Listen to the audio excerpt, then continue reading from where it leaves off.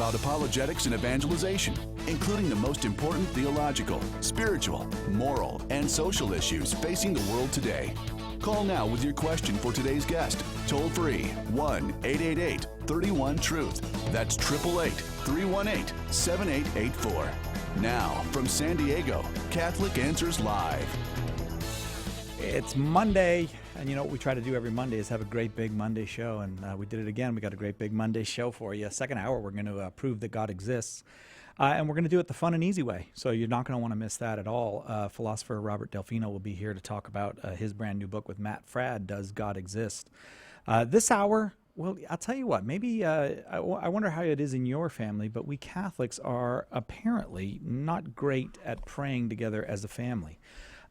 Catholic spouses maybe not so great as praying for and with one another. If that is your experience of living as a Catholic, maybe we'll give you a little jump start this hour. We're going to talk about praying for and with your spouse. 888-318-7884 is our number. 888-318-7884. Our guests are the authors of a brand new book, Praying for and with Your Spouse, from the Word Among Us Press. Our guests are Greg and Lisa Popcak. Greg and Lisa host a nationally syndicated radio show, More to Life, with Greg and Lisa Popcak on many stations across the country, so you may well be familiar with them from there. Greg is the founder and director of the Pastoral Solutions Institute, which provides a nationwide telephone counseling service to help Christians apply their faith to tough marriage, family, and personal problems.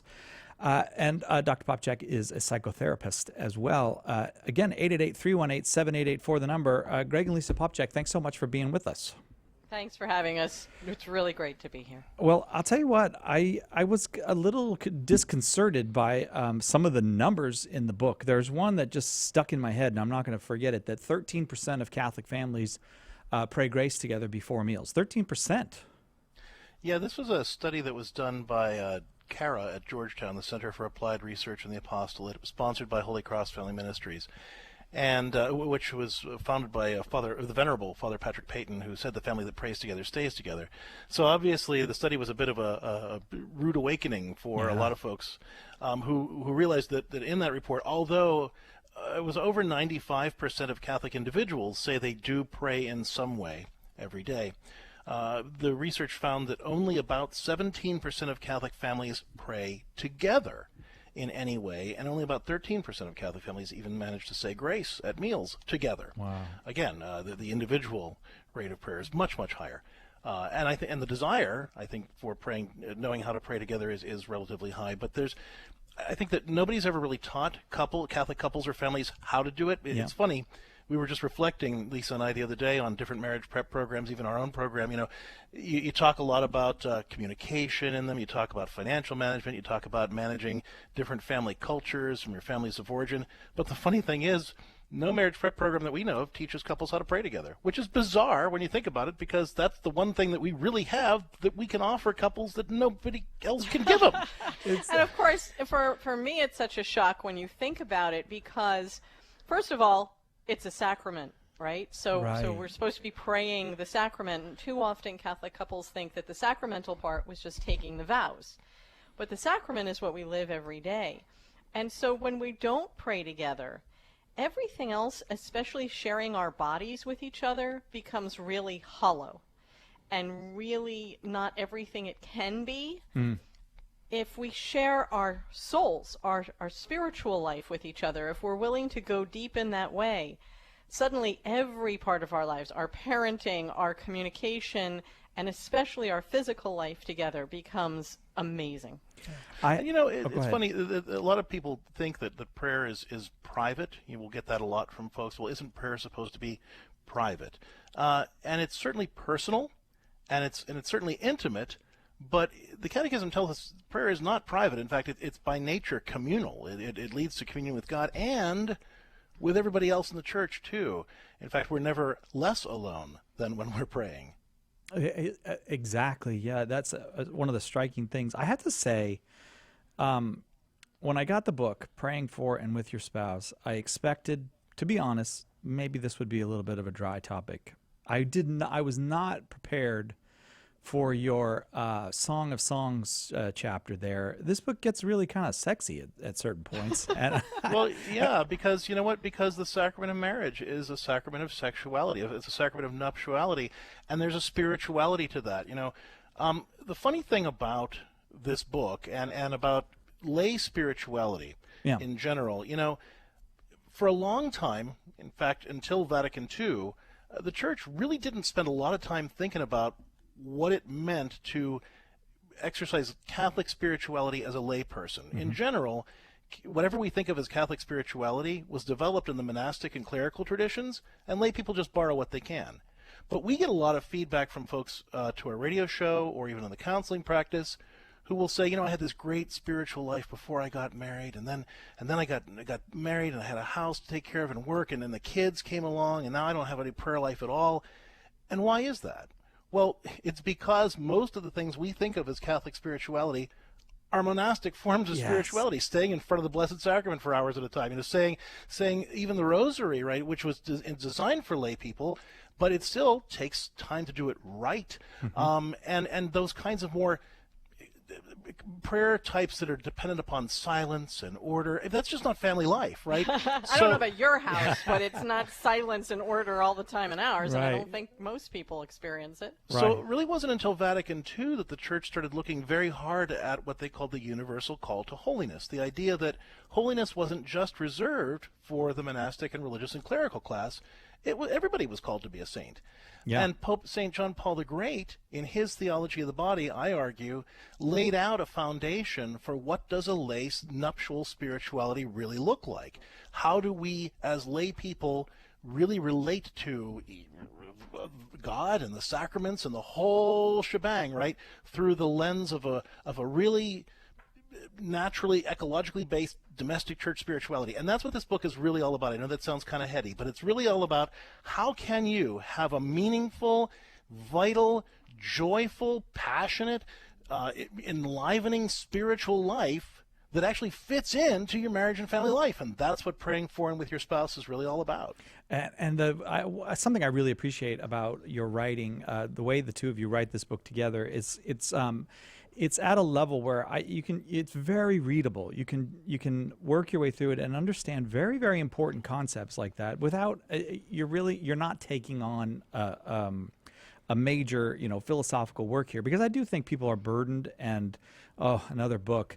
It's very down to earth, but it's about lifting your eyes up together from the earth, really. But it's not at all a terrible challenge to read it. I really hope people will. I have to say, even knowing the two of you, when I saw the title, I just thought, well, maybe for somebody, but it's not. This is a wonderful examination of the fullness of family life, God's plan for us in our families, and then how we actualize that.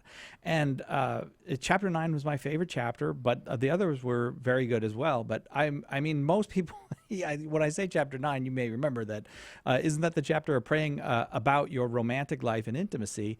I just think that you're right, that this is where Dr. Popcak, I think you're particularly right about the monastic thing, is our intimate lives with one another as husbands and wives are either a place where together we meet Jesus, or they're and I know that people are going to say that is insane, that is crazy, but or they have less value than God wants them to have, and there's no monk, there's no cloistered sister who's going to get you to understand that or to have the practical insights into it that you both have.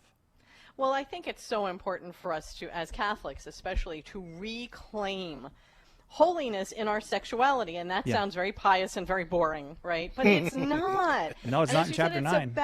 It's about I gotta get everybody to at least pass around chapter 9. Make copies. Trying to get the kids to read the book here.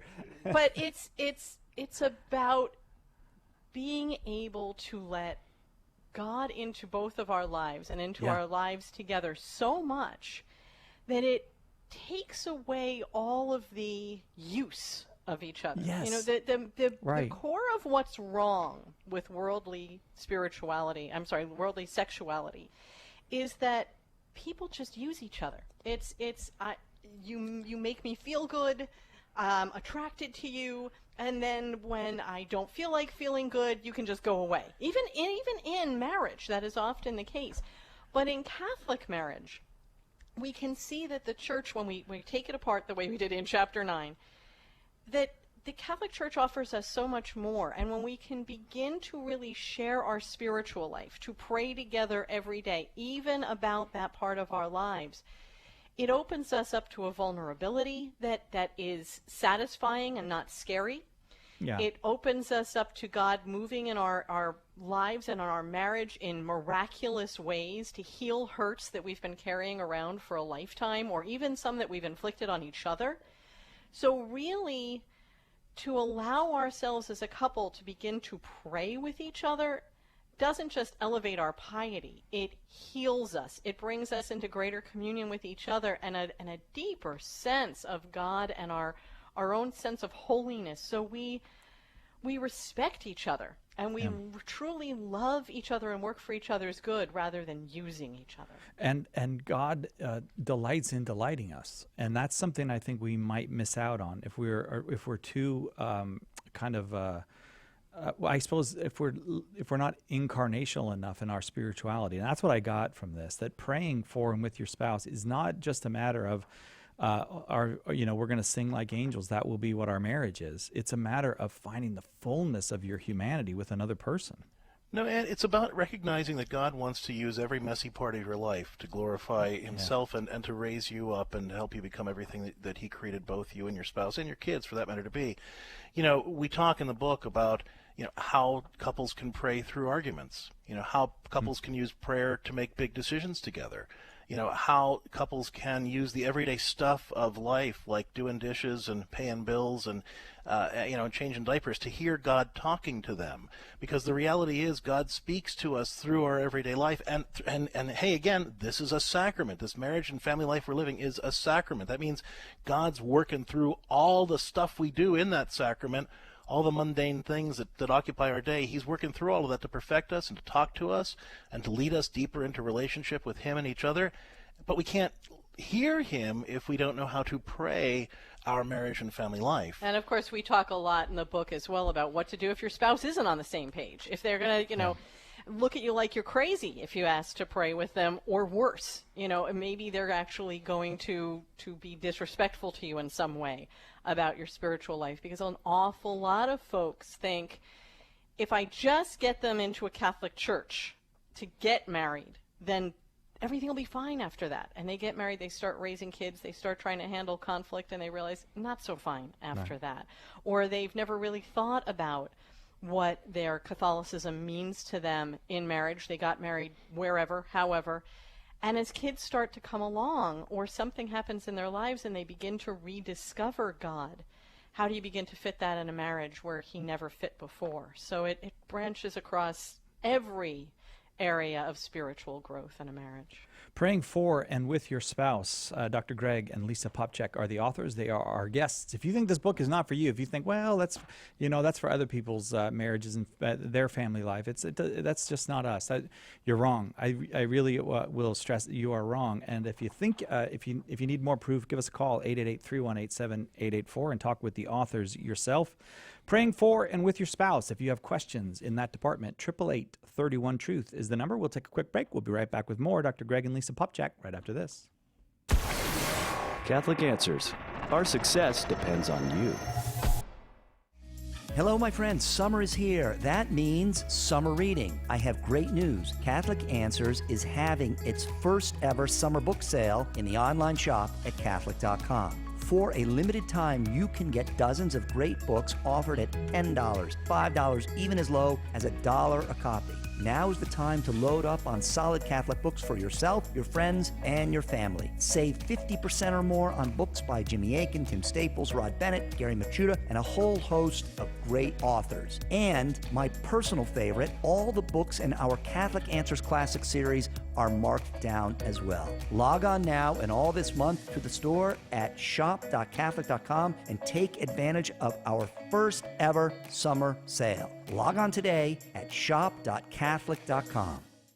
Hi, this is Trent Horn, and I'm really excited to tell you about a special limited-time offer we've got right now on subscriptions of our award-winning Catholic Answers magazine. Sign up today during our annual subscription drive, and not only can you save big bucks off the normal price, we'll give you a digital subscription of the magazine for free. Subscribe today by calling 818-487-2011 or by logging online to CatholicAnswersMagazine.com. Sign up for a 1-year subscription and we'll give you $10 off the normal price. But better yet, become a 2-year subscriber and we'll up the ante by dropping the price by $20. That's a savings of $10 to $20 plus a free digital subscription when you sign up for Catholic Answers Magazine. Act now because this is our best offer of the year and it's only available for a limited time. Subscribe to Catholic Answers Magazine before our annual subscription drive ends. Phone 818-487-2011 or go to CatholicAnswersMagazine.com. Homeschool Connections, an online provider of courses for your Catholic homeschool, is a sponsor of Catholic Answers Live. Homeschool Connections website is homeschoolconnections.com. Call now with your question. 888-318-7884. This is Catholic Answers Live. Welcome back to Catholic Answers Live. Maybe one of the things that many people listening are facing is that things are not always equal or even in a marriage. We don't, our biographies don't become exactly matched because we have exchanged vows and we take different time to accept or incorporate different things in our lives. Our spiritual lives go at different paces, just as our physical lives go, and the rest of us go at different paces. Maybe you're very, very ready for a prayer-filled marriage, a marriage turned over to Christ. Maybe your partner is less ready for that or is resistant to it. This is a perfect book for you if that's where you are, and it's a perfect time to call. Praying for and with Your Spouse is the book. Dr. Greg and Lisa Popcak are the authors, and they are our guests. 888-31-TRUTH is our number, and lines are all but one is full. We got a line open if you still want to call, 888-318-7884. Shall we go to calls, Dr. Greg and Lisa?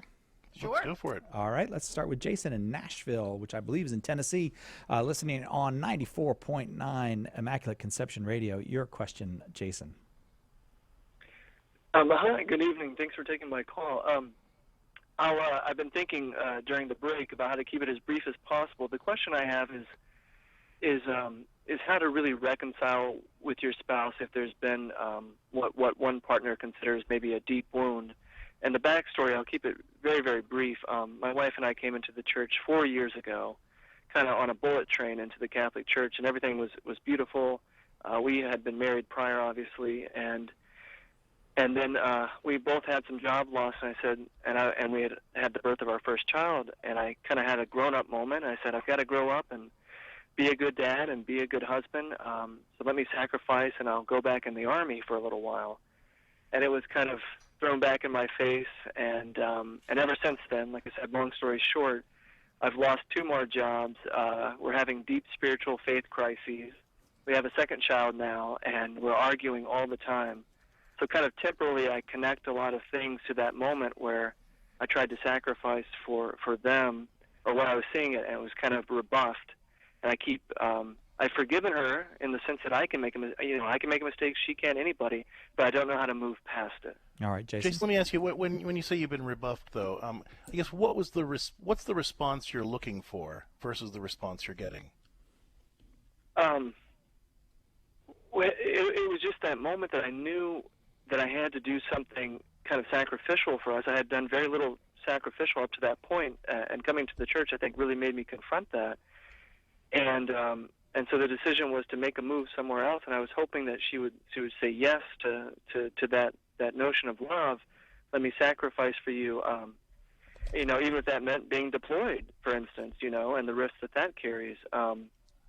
So you guys didn't. You let me understand this though. You tried very hard to do something very good for your family, and your heart was definitely in the right place. So let me say that right up front. But just to understand this was a decision that you made on your own in an attempt to be sacrificial. You guys didn't really talk through it together or pray about it together. We talked over it a number of times. I kept trying to have a convincing argument, not obviously we're talking apologetics here on this show, but just saying, hey, we could pay off our debt, do 3 years, and then figure out where we want to raise our family. And just since then, there's been all of these job losses and various. But that's not talking it through it together, Jason. That's the problem. I think that's where, again, your heart's in the right place, and you really wanted to do a good thing for your family, but you came up with an idea for how you were going to save the day, and then you forced it on everybody else. And your wife, I'm putting words into her mind here, but as a wife, I'm going to reflect what my reaction was going to be. You left her with a new baby. It's like, okay, I'm going to go do this and put my life into the hands of the armed services, to their schedule, to the possibility of deployment, and you're postpartum and trying to handle things, and you just didn't gel on this, nor did you, to go back to the point of the book, take some time and pray about whether that is what God was calling you to do. And often we do, as individuals and as couples, try to be holy, try to be, in quotes, Christian, and make big sacrifices for each other. But if we don't ask God what he wants and come together as a couple with a listening ear, we can do what Peter did, right? Peter, lobbed off the ear of that guard. And Christ said, no, get behind me, Satan, because he was trying to do the right thing. It's like, I'm going to defend you, Lord. But it wasn't the right thing. And unless we take that time to pray together, we can all go a little off kilter. So, for instance, Jason, in the chapter on discernment that we have in couple discernment, how couples can discern big questions together, we talk about how you start out with what's on each of your hearts. So you might in prayer say, Lord, on my heart I feel this call to the military, and your wife might say, well, in my heart I don't feel that, I feel this, and then you say, but Lord, help us to know what it is that you want, and then you investigate some options together, and then you take that information back to prayer, and then you kind of listen to each other talking out loud to God and the information that you gather, and it's as a process that you walk through step by step through prayer and through communication, and in time God kind of enlightens your minds to be able to figure out a solution that maybe is something completely different, but takes in the best of elements of both ideas. And you guys didn't do that. Now, again, you were trying your best. You were doing a good thing. And you were really working hard to be heroic for your family, but you did it in a way that ended up undermining your desire to be appreciated for this. So I think the most important thing that you can do at this point is to recognize that this is a painful thing for your wife to have to deal with, and not expect to be treated as a hero for doing this, but rather to say to her, I'm sorry that I wasn't really willing to listen to you and work together through this with you in prayer. Now, what can I do? What can we do to get to really be there for each other moving forward? And to say to her, honey, I was trying to be sacrificial, but I've learned that within sacrifice needs to be a humility that brings everything to God. So will you now begin a prayer life with me earnestly? Will you enter in with me where we can pray together every single day and just pray for what's on our hearts and pray for even if that's over text, since you're in the military. Exactly, you can't whatever it is, but you do it every day so that you're really taking all of life to God together. Check out the book, Jason. I think it's going to give you some really good ways forward, though. Thanks for the call. Thank you so much, Jason. 888-318-7884 is our number. Praying for and with your spouse is the name of the book. Dr. Greg and Lisa Popcak host More to Life with Greg and Lisa Popcak each day across the country on Catholic radio stations. And I have to say, when you just something Jason said about hurt and forgiveness and all that, there in many marriages there's a point, and certainly this happened in my marriage, where everybody's battlements are up. Everything is like a piece of barbed wire, and it almost seems like nobody can move without cutting or hurting or that kind of thing. What do you suggest, or what do you counsel people at times like that? And again, in the chapter on dealing with conflict through prayer, we talk about a step-by-step way to pray through that kind of pain, and to say, in your arguments, to go to God and to say together, Lord, okay, this is what's on my heart. This is the hurt that I'm experiencing. This is the pain that I'm going through.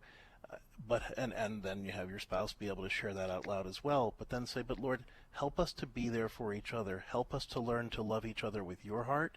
Help us to learn to take care of each other as you would have us take care of each other. Help us to learn how to be sensitive to each other's pain and to really respond with the kind of love that comes from your heart when we don't have enough of our own love to go around. Help us to borrow some of yours. And if you're able to pray through that together every day, you bring that pain to God, and not just on your own, but with your spouse, and together you start working through it together. It makes a big difference. There's a story in the book about a big argument that Lisa and I had, and we don't fight too terribly often, but when we do, they tend to be pretty big ones. And this one was a humdinger. And so we were fighting and arguing back and forth in the bedroom about something, and I just couldn't take it anymore. And I just said, you know what, I need a break. And I left, and I went out in the yard, and we had this pond out there, and I was just sitting by the pond. And I'll let you take it from there. Oh, yeah, and to this day I don't remember what we were arguing about, but I looked out the window and I saw him talking, and I knew he was talking to God, and I was like, okay, I've got to try this too, because he's going to win, because he's got God on his We came back to each other and worked it out from there. God brought us back together. Okay, so that's the key. Get God on your side in the argument. Is that what you're saying? Well, we'll find out more. That's exactly it. Praying for and with your spouse with Dr. Greg and Lisa Popcak. We'll take a quick break. We'll be right back with your calls for them on Catholic Answers Live. EWTN, communicating the faith. I had to go through fear, and thank God that I overcame the fear, and I just left it up to God, and now there's no more fear, there's just acceptance, and I'm just learning to listen. If you want to be closer to God, you just need to keep following His rules, and your application, your radio station, has helped me to always be positive and continue to listen to the rules and obey. EWTN. Live truth. Live Catholic. What difference does it make who or what you worship, or what you believe? Sharing the faith used to make some people mad because it challenged their own strong beliefs. Today, it makes a lot of people yawn because they don't have strong beliefs about anything. Religious indifference is the great spiritual sickness of our age, a product of the relativism that dominates modern culture. This is Matt Nelson, and in my new book, Just Whatever, I'll take down the building blocks of religious indifference one by one. We'll look at the different kinds of indifference you tend to encounter in your friends and family members to see where they come from and why they're seductive. What you believe matters. Find out why and what to do about it in my new book, Just Whatever. You can order your copy of Just Whatever by calling 1-888-291-8000, by visiting the shop at Catholic.com, or asking for it at a good Catholic bookstore near you.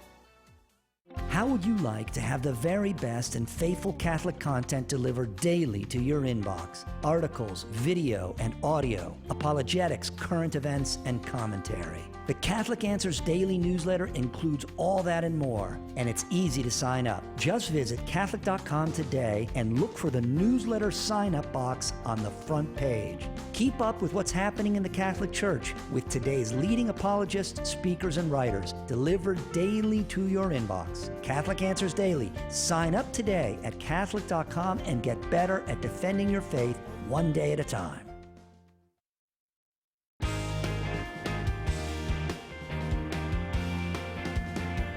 Welcome back to Catholic Answers Live. Dr. Greg and Lisa Popcak from More to Life on the EWTN radio network are our guests this hour. Praying for and with your spouse is the name of the book. I have tried never to hide the fact that my wife and I went through a long period of very difficult struggles in our marriage, and everything changes. We were just talking about this on the break a little bit. When you find out that God is not somebody who's just requiring all these rituals of you, but when you find out He is your friend and He loves you and He's going to free you from that anger and frustration, and He wants you not to just have some kind of desert fathers arrangement in your marriage, but wants you to have the fullness of married life, more than you could have imagined, actually. That once you find that friend, it's thing follows upon thing, and healing comes. 888-318-7884 is our number, 888-31-TRUTH.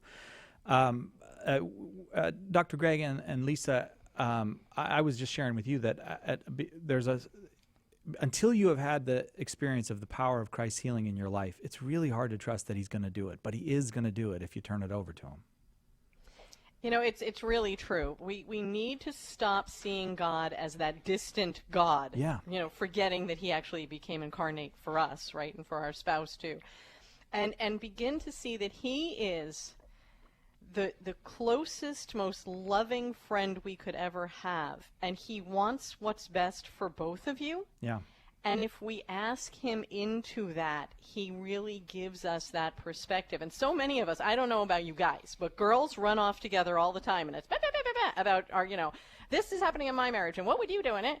And we never stop and take the time to go to the real best friend who can do something about it and change things, being God himself, and saying the same thing.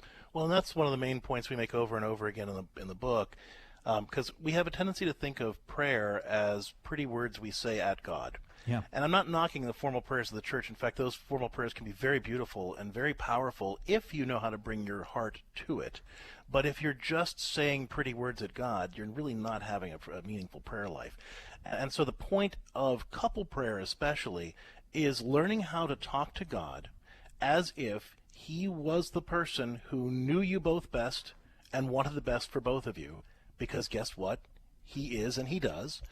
And if you can both learn to talk to him as if he was another person in the room that way about your struggles, about your joys, about what you're going through, why as you're trying to learn how to listen to him through all the stuff of your everyday life, and love each other better with the love that comes from his heart instead of just what you can generate on your own, amazing things happen. And then those more formal prayers, like rosaries or chaplets or novenas or all those other wonderful things, take on a whole brand new sense of meaning, because they're not just habits you do. Prayer becomes a relationship that you have with each other and with God. We go now to Aaron in Iowa. Aaron, you are on with Dr. Greg and Lisa Popcak. Your question, please. Hi there. Thanks for taking my call. I just had a question, or basically more or less advice about how to deal with infertility, or couples that are dealing with infertility, kind of advice on that. And just specifically in our marriage, we have never been able to have children through natural means, and so we've adopted.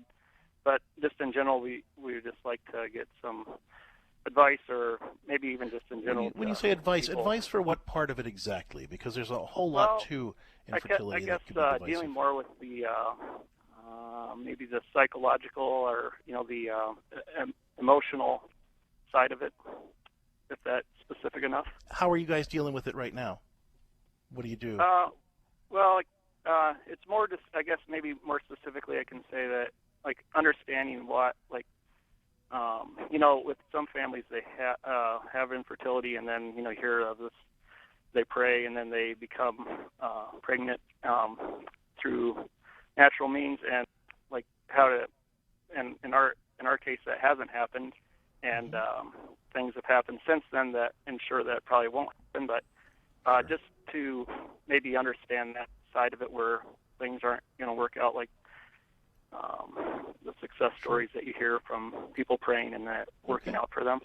Well, thank you, Aaron. Actually, we have a section in the chapter that Cy was talking about in Chapter 9 on sexuality.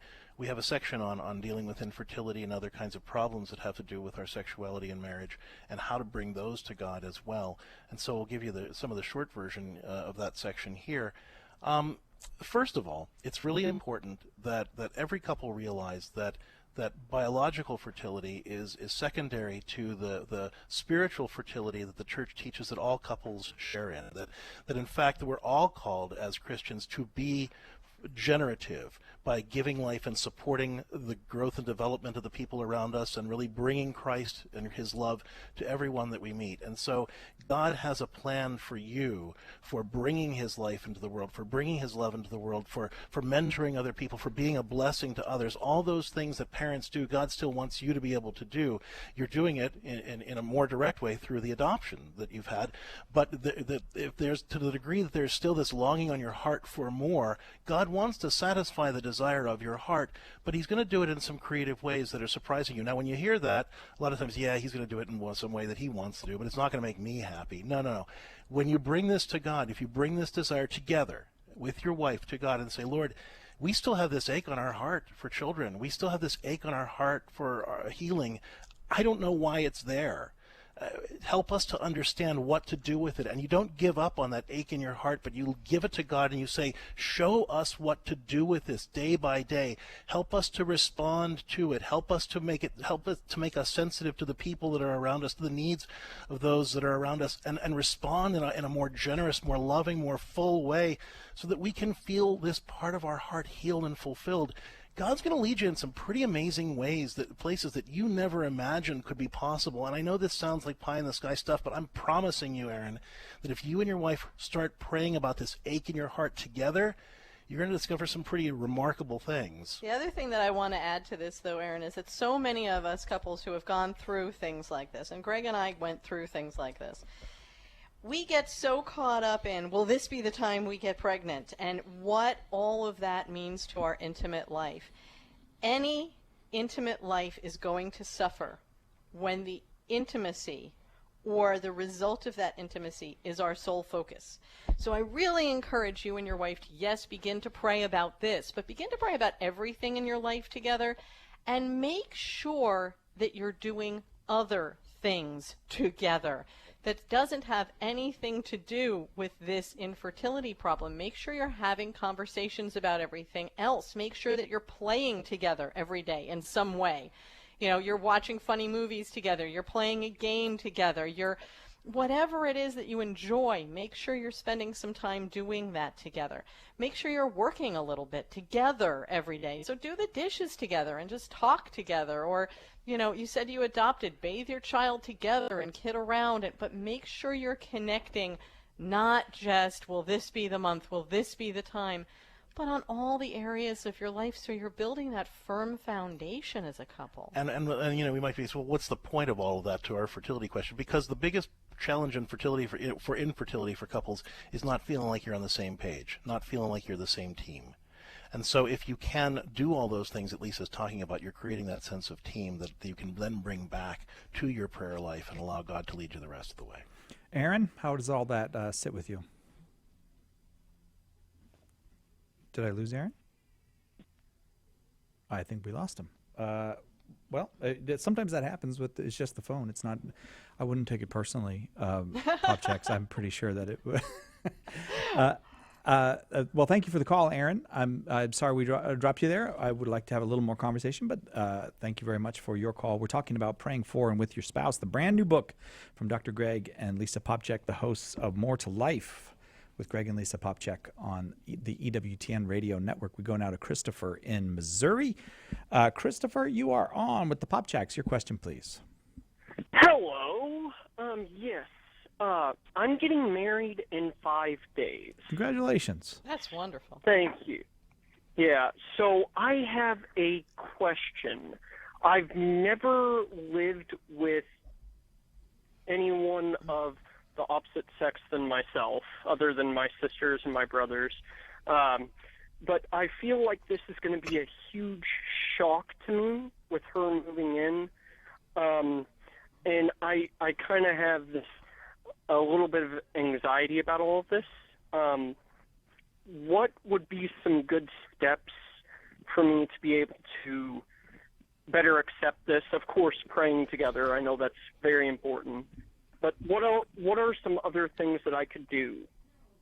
Sure. Well, Christopher, again, congratulations on your upcoming nuptials there. That's wonderful and very, very exciting, and not a little nerve-wracking as well. So I get what you're talking about. Here's the thing. Actually, we have a different book called Just Married, The Catholic Guide to Surviving and Thriving in the First 5 Years of Marriage. I really encourage you to check that out because it's all about establishing the kind of rituals that around what Lisa was talking about with the last caller, around work, play, talk, and prayer, that allow the two of you to create a foundation for a strong relationship moving forward. A lot of times couples think, okay, we've tied the knot, we done got hitched, and now it's just about occupying the same space together.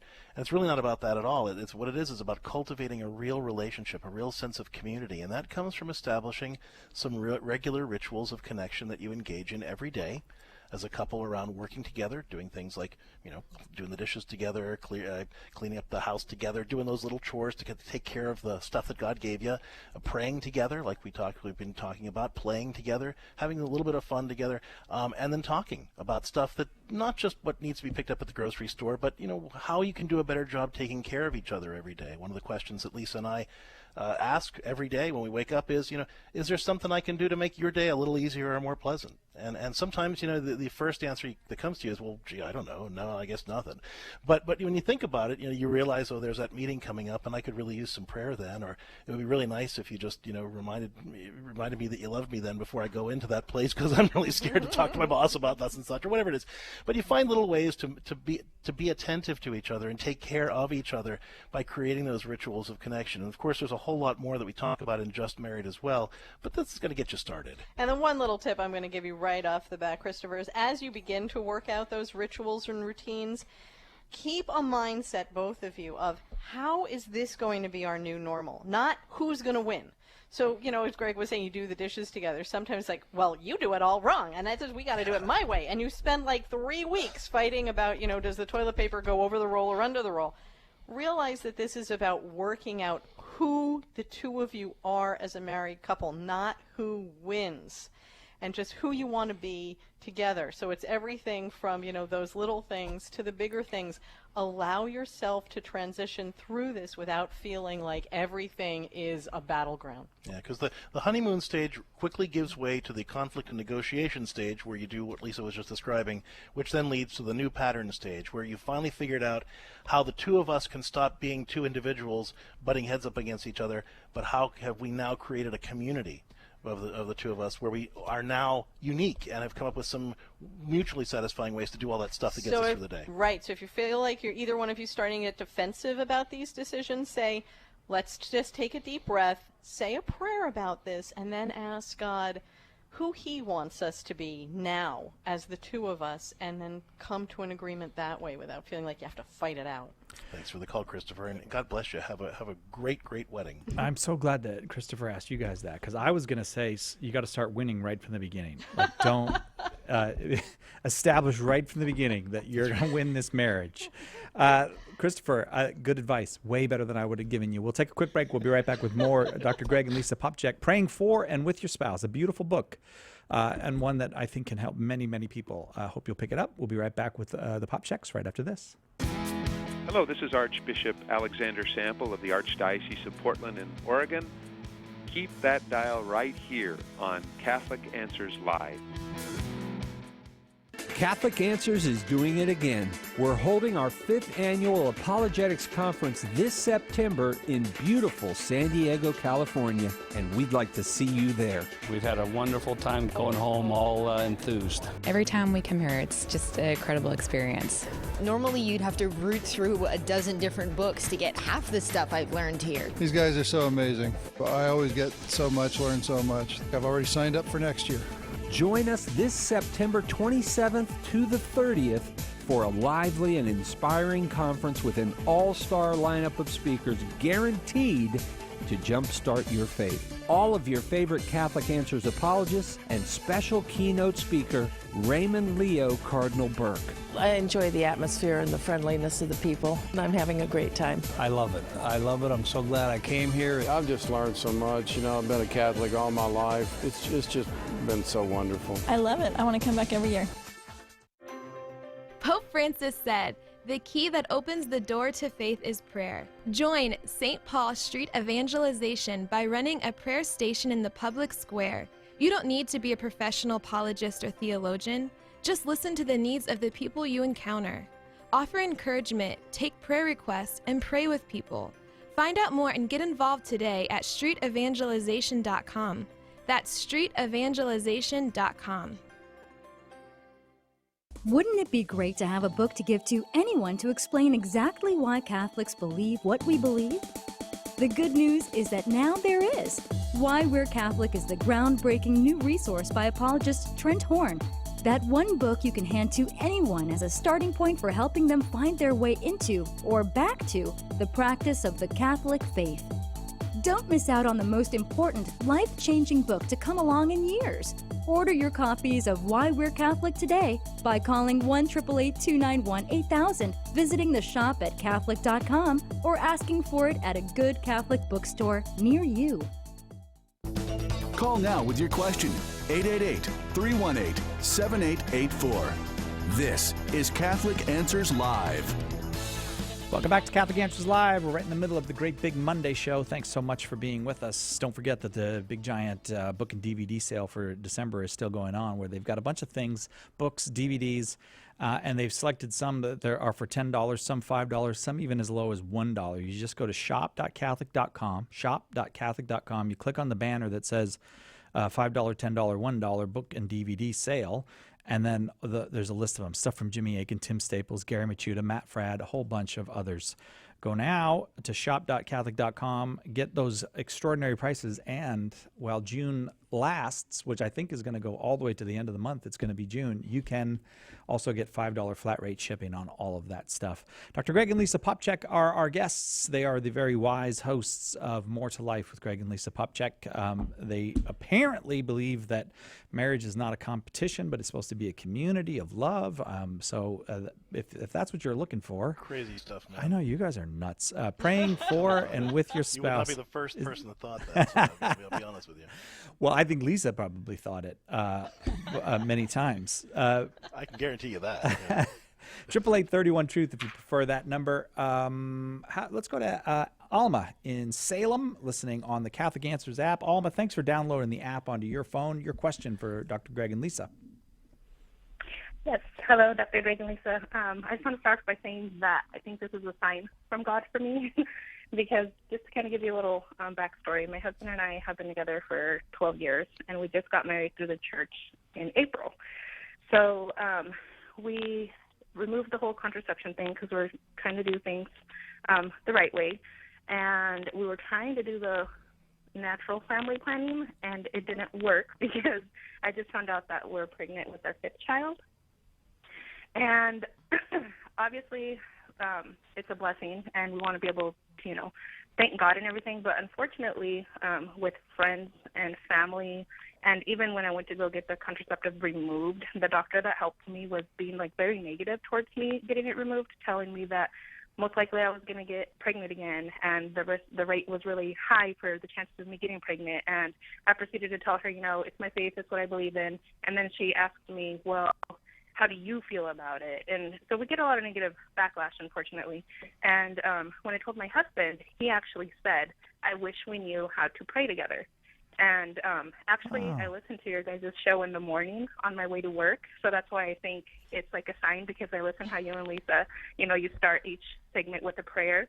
And I kind of went based off of how you guys pray to kind of start the prayer. And I told my husband, well, I don't think there's necessarily a wrong way. So let's just kind of, talk to God and see how it goes.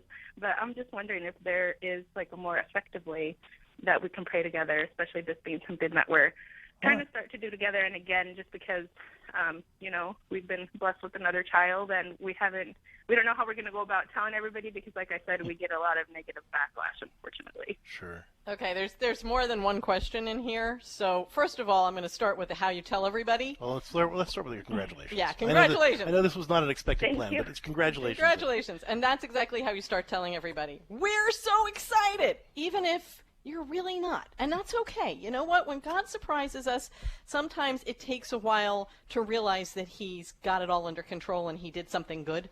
So even if you're a little how are we gonna, and oh God, we're scared, that's the stuff you talk to God about. But when you present this to other people, pull the rug out from underneath them and tell them how happy you are, because then they're really tools if they're well, you shouldn't be happy, and they turn on you. So start with that, okay? In terms of how you pray together, the disciples didn't know how to pray. So you do exactly what they did. You go and you say, Lord, we don't know how to pray together. Teach us how. And then you just start talking to him about all of this, and you're really honest. He can take every fear you have, every ounce of anger, every bit of confusion, every good thing. He can handle it all. And if you just go to him and say, Lord, here it all is. This is what we're scared of. This is what we need. And you just talk to him. You just hold hands when you can, and you just talk to him together, and you ask him to give you insight and guidance. Now, you're absolutely right. There is no wrong way to pray. as long as you're praying from your heart and you really are making an effort to bring yourself to it and your life to it, then God wants to accept whatever you want to give him. So if that means, all you can manage to do is say a glory be at the end of the day, that's awesome. Just start praying together. That's the best way to start praying together. But in the book, we actually walk through several different elements of what couple prayer could involve. So, for example, we use the acronym PRAISE, P-R-A-I-S-E. P stands for praise and thanksgiving, so that you could spend some time thanking God for the good stuff that happened in your day and your life in general. R stands for repentance. Now, that's not confession, but that's just where you ask God for help with those little ways you let each other and him down, that you all know about. I'm sorry, Lord, that I lost my temper with my wife today. Please help me to do a better job when this lesson such comes up. Those kinds of things, A is asking for your needs. We're all really good about that. We don't have any problem, generally speaking, asking God for our needs, but doing it with your spouse, so you're bringing those needs together to God. I is interceding for others, remembering to keep other people and their concern in our prayers. S is seeking his will about the big questions in your life. So if you got some big stuff like, oh gosh, we've got this new baby coming along and not sure what to do with that or how to handle that, help us to really respond to your will here, Lord, and respond in ways that glorify you and really bring joy to this family. How do we do it? Bring that question to God and in that seeking section. And then E is just basically expressing your desire to keep listening until you meet again in prayer, right? Because God continues to talk to you even after you say amen. And so opening up your heart and saying, Lord, help me be able to hear you in the people I meet at work today, and in the stuff I get in the mail today, and the things that I see on TV. Help me to really hear what you're saying to me through the day so that I can bring that back to my spouse when we get together and pray again. So those are just different things. You can do all of those things in couple prayer, or you could do one or two of them, or whatever you want. Mix it up. But we talk about all of that in praying for and with your spouse, and how to bring those different elements at different times in your relationship to God. Okay, Alma? Okay. Yes, sounds good. So, All right. yeah, thanks All right. again. Thanks, God, that you guys wanted to show. I think this is like you guys were honestly answering. Well, thanks, Pleasure, Alma. Thank I think you. this is her stop. She's got to get off the train. 888-31-TRUTH is our number. Dr. Greg and Lisa Popcak are our guests. Maybe you guys could tell us about CatholicCounselors.com is your website. What happens if someone goes to CatholicCounselors.com? Well, they learn about all the resources that we have there to help them live a more joyful and abundant life, including the Pastoral Solutions Institute's telephone counseling practice. We have 8 therapists that work full-time with Catholic individuals, couples, and families all over the world, providing Catholic integrated psychotherapy services over the telephone. So wherever you are, if you and your spouse are traveling for work, for instance, or you just have a hard time getting in to see a local counselor, or there isn't a faithful counselor in your area, well, now you have access to faithful counseling resources for depression or anxiety or other personal issues, as well as marriage and family problems too. So you can learn more all about what we do at CatholicCounselors.com, or you can give us a call to schedule an appointment at 740-266-6461. That's the Pastoral Solutions Institute's telephone counseling appointment line at 740-266-6461, or CatholicCounselors.com. Up next is Nick. And Nick, I'm going to have to ask you to just be real quick with your questions so the Popchaks will have a chance to answer. All right, cool beans. So I just came back to the church. Me and my wife were married before we came in. Now she has been baptized and come in, and my children as well. I remember when I first came into the church, I was really tenacious to learn and pray and be all head in. My wife is not, and I'm noticing now. I kind of blame myself for that. Perhaps she's following my lead or not following my lead. I don't know how to explain it, but I'm just trying to figure out how can I get her. How can we kind of be on the same page when it comes to Are you guys praying together at all right now? You said that you both kind of came in at the same time. What's your shared spirituality right now? Okay, so when it comes to the big things, recently we were looking to purchase a vehicle. We went to different car lots, and before we started that whole, because it's a whole day journey and a heartache. But we prayed beforehand, we prayed afterhand. On the really big things when financial times are coming up and we know it's going to be burdensome.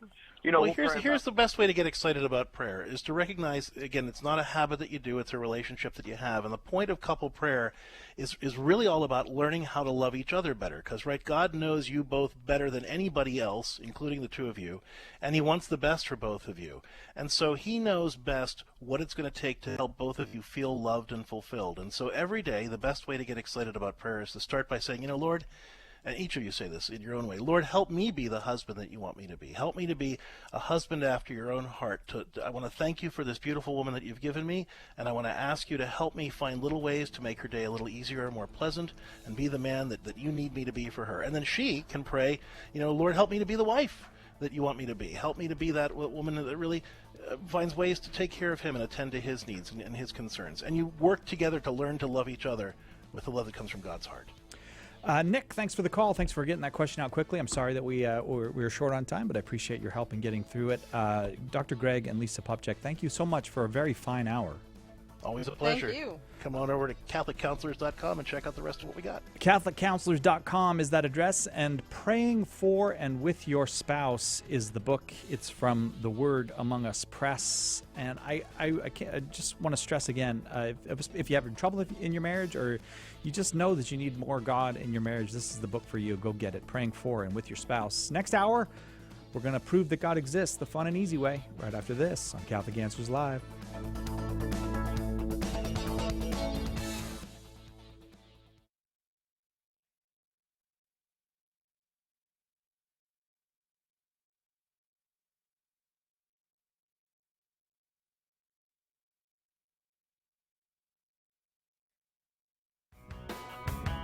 This is Archbishop J. Michael Miller of Vancouver, Canada, and you're listening to Catholic Answers Live.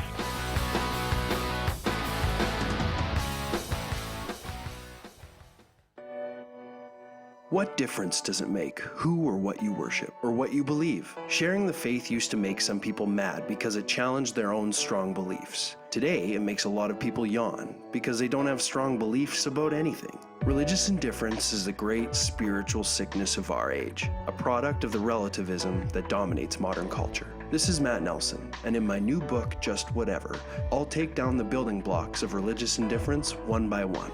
We'll look at the different kinds of indifference you tend to encounter in your friends and family members to see where they come from and why they're seductive. What you believe matters. Find out why and what to do about it in my new book, Just Whatever. You can order your copy of Just Whatever by calling 1-888-291-8000, by visiting the shop at Catholic.com, or asking for it at a good Catholic bookstore near you.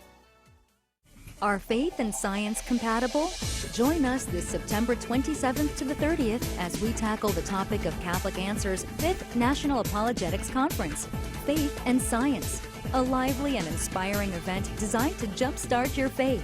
Visit CatholicAnswersConference.com or call 1-888-291-8000 today to register. That's CatholicAnswersConference.com. Catholic Answers is a media ministry that serves Christ by explaining and defending the Catholic faith. We help Catholics grow in their faith, we bring former Catholics home, and we lead non-Catholics into the fullness of the truth. Our goal is to be the most trusted and accessible source for sharing, explaining, and defending the Catholic faith through as many media as possible, from personal contact to the most innovative means of mass communication. Have questions? We've got answers. Catholic Answers. Visit us today at Catholic.com or call us with your questions at 619-387-7200.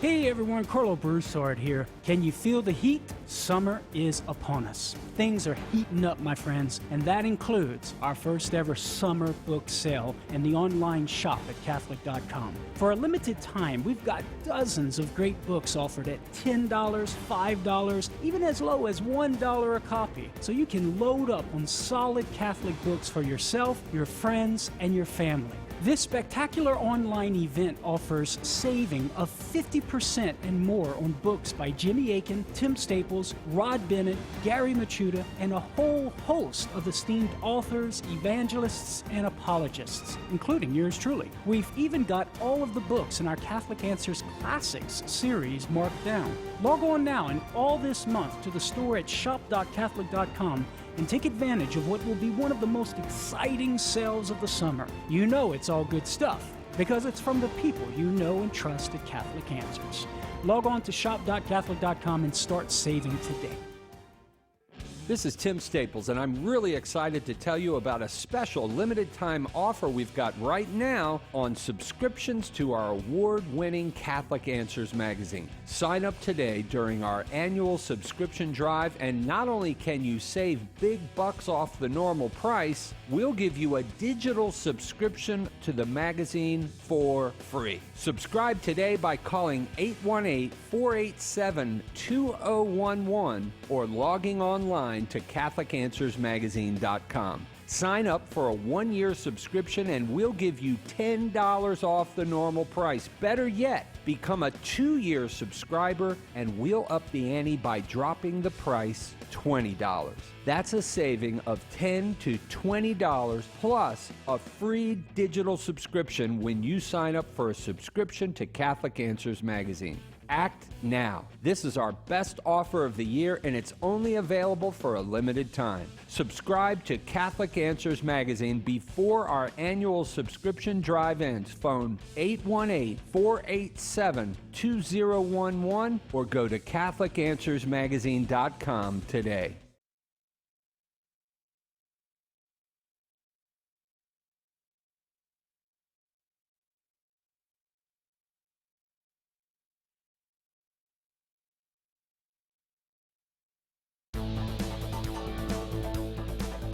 Welcome to Catholic Answers Live, the program where you participate with your questions about apologetics and evangelization, including the most important theological, spiritual, moral, and social issues facing the world today. Call now with your question for today's guest. Toll free 1-888-31-TRUTH. That's 888-318-7884. Now, from San Diego, Catholic Answers Live.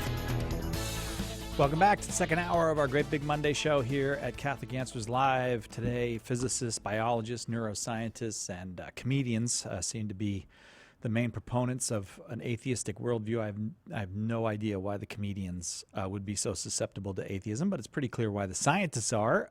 They probably have an exaggerated sense of science as an explanatory tool, as a thing that can explain things. They have the sense that, oh, well, everything can be explained scientifically, and nothing that's not science explains anything, really. And a good deal of this can probably be explained further by the specialization of our academies, of our universities, where students have to specialize very early in their careers in order to advance to PhDs and all that kind of thing. And many great scientists, I suppose, at least this is my theory, end up barely conversant in philosophy.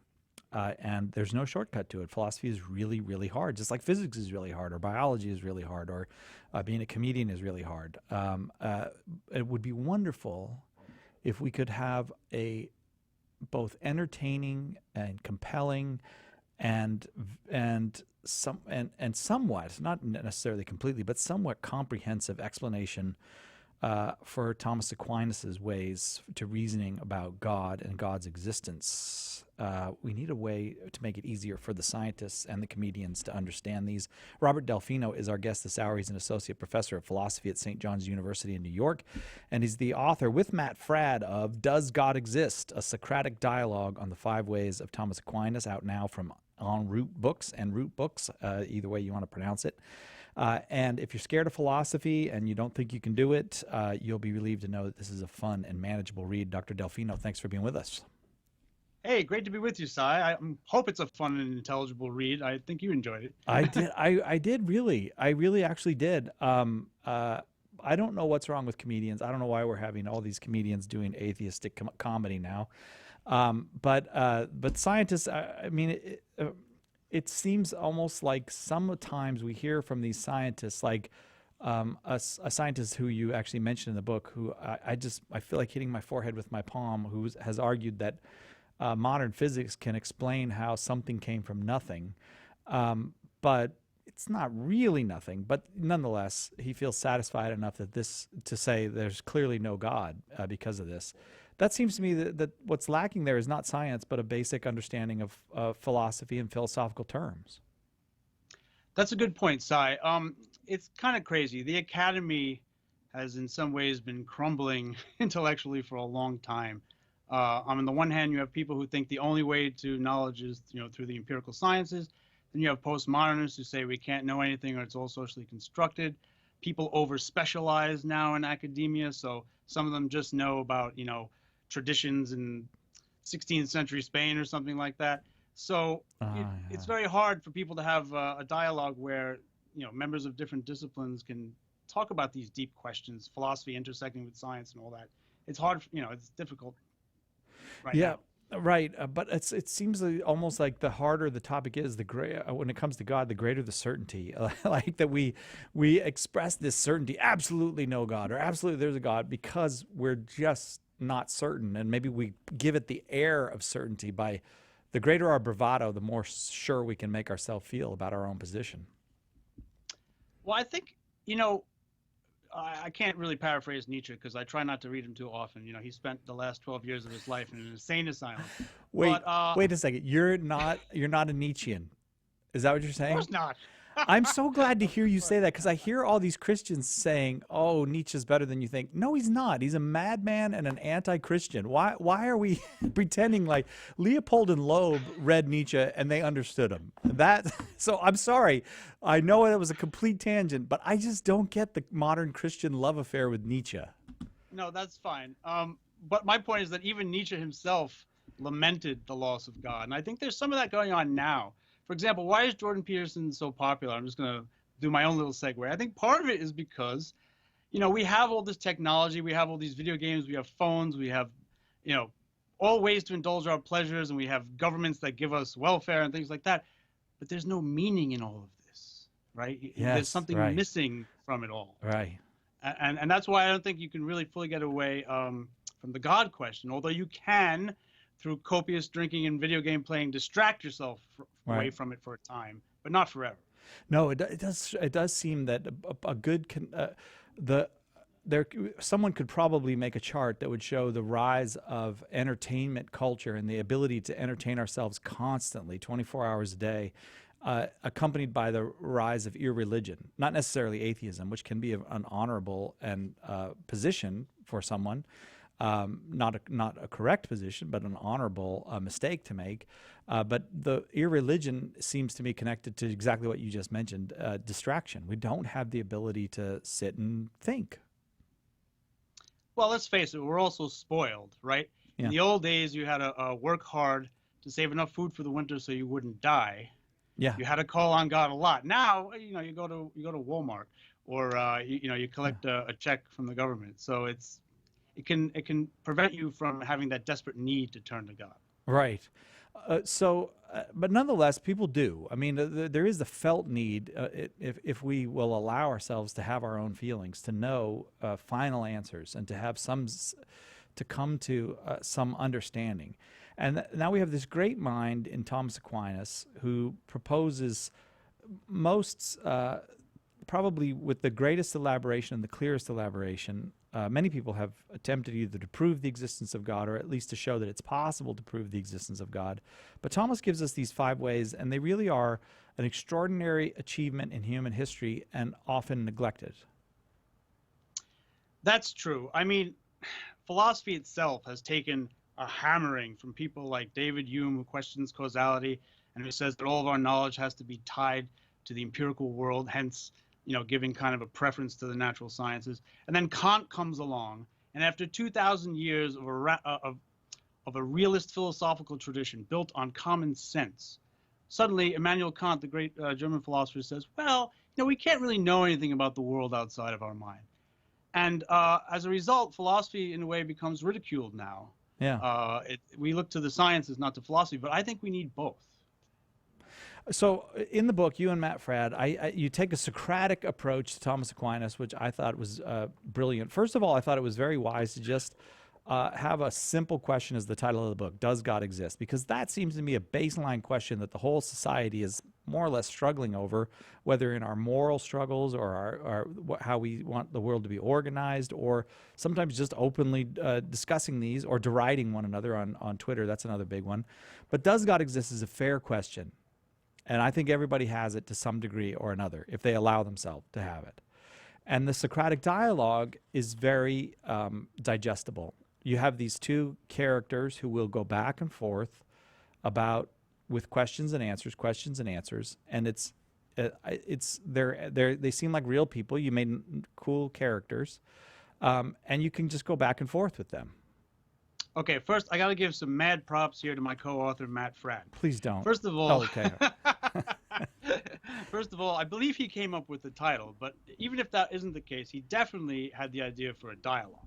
Okay. Now, it so happens that before I met him, I used to use short little dialogues, like 2 or 3 pages, as writing assignments in some of my philosophy classes. So it was somewhat natural for me to jump in and help him write some more of these dialogues.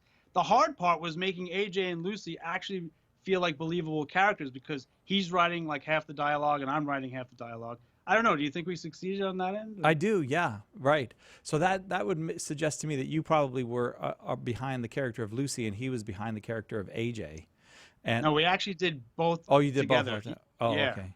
Fair enough. But I guess we succeeded in that way. Well, I like. So let's take one of the chapters is about the third way. It's the of the 5 ways. It's, as I told you before we came on the air, it's the easiest one for me to understand.